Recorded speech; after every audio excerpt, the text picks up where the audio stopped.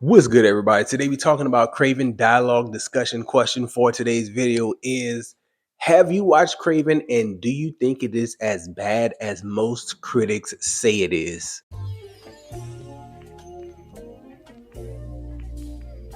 So I've largely been sour on the Sony Marvel movies that they've done. I did like the Venom series of films. I disagree with the critics on pretty much all of the reviews of Venom. I thought the first one was really good. I thought the second one was the worst one. I thought the third one was good as well, and a much needed rebound for the franchise. Definitely not a bad entry to that franchise. Like something where you have really low expectations and they over delivered, in my opinion, with Venom. It's well documented on my channel that I will not watch Madam Web. I can tell from the trailers that it's trash. I haven't heard anybody say anything positive. People that I know and trust as well as critics. Let's just move on from that. I watched Morbius. That was horrible to me. Didn't really like it at all. Even though I was excited for it when it was first previewed, it really failed in my opinion. So when it came to Kraven, I liked the trailers for Kraven, and I really had high hopes, but due to my work schedule as well as just life, I was unable to check it out as soon as it came out. But Kraven really wasn't that bad, man. Don't get me wrong, it's not perfect. It's not nearly the same quality of any MCU movie that we've seen. It's not nearly the same quality of any of the DC universe when it was under Zack Snyder. Like all that stuff is head and shoulders above what we got with Kraven. But at the same time, people came out of Kraven and said it's the worst movie ever made. It's one of the top 5 worst movies of the year. And I just don't feel that way about Kraven. I feel like it was a decent story.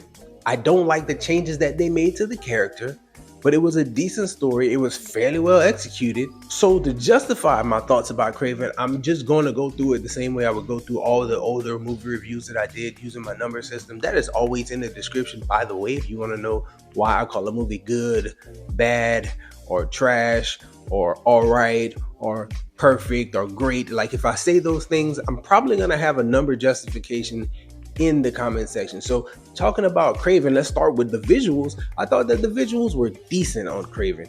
I thought all the hand-to-hand action, really good stuff. The climbing, the fighting, the way he moved, the performances, all that was good. The place where the movie was really lacking, in my opinion, was the CGI, specifically with Rhino and specifically with some of the animals. Like it just looked a little bit off. I don't know what it was, but it just didn't look quite right with all of the special effects.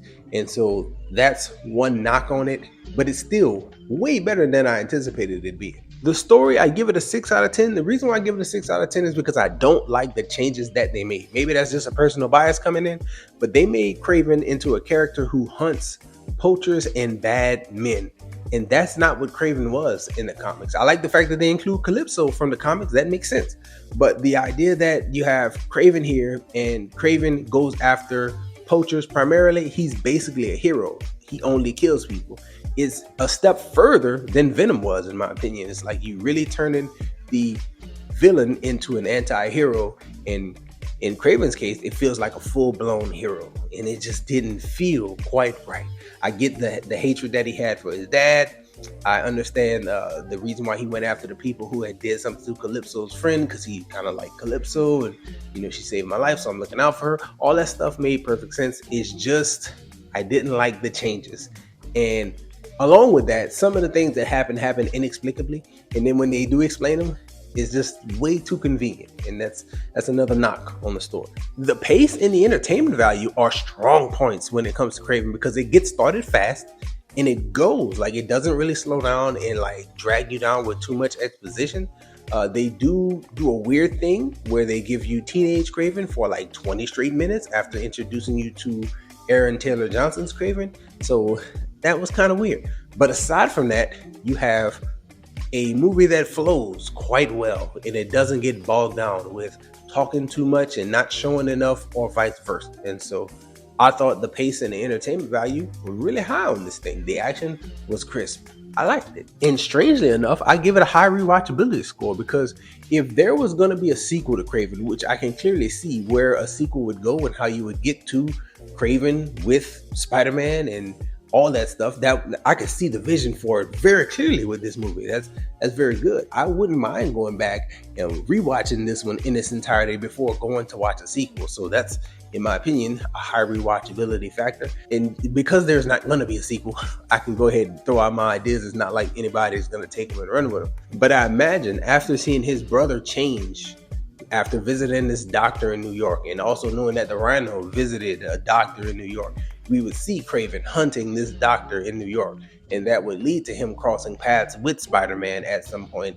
And knowing that one of his fears, based on the end of this movie, his fear is of spiders, we could see him see Spider-Man in action and then get the idea in his mind, like, that's a hunt that I want to go after. And then we see the interactions with them in the future. That makes sense to me. That's a really, really loose way to frame a story, but I could see it working. They laid the seeds, and I could see where they was going with it. But we know that there's not going to be any more of these Sony Marvel movies, and they kind of don't need to be. Not at this point. But those are my thoughts on Kraven, man. Like, I really feel like the movie wasn't that bad. I feel like people were quick to pile on this movie because of the stink that they had on them from watching Madam Web. And I didn't do that to myself. Like, I knew it wasn't good.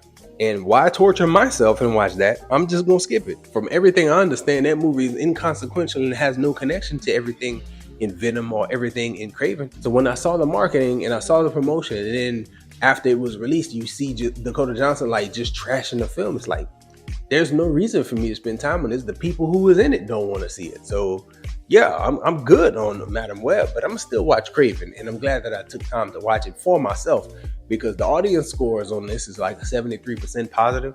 The critics scores is very low, but it's like, I don't know what the critics were expecting. You should have expected a Venom level film, and I feel like this is a Venom level film, just as good as the first Venom, in my opinion.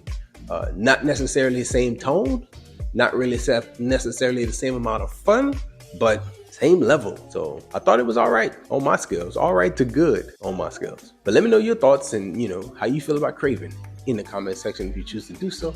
That's all we got for this one, y'all. Enjoy yourself, guard your heart, and go watch something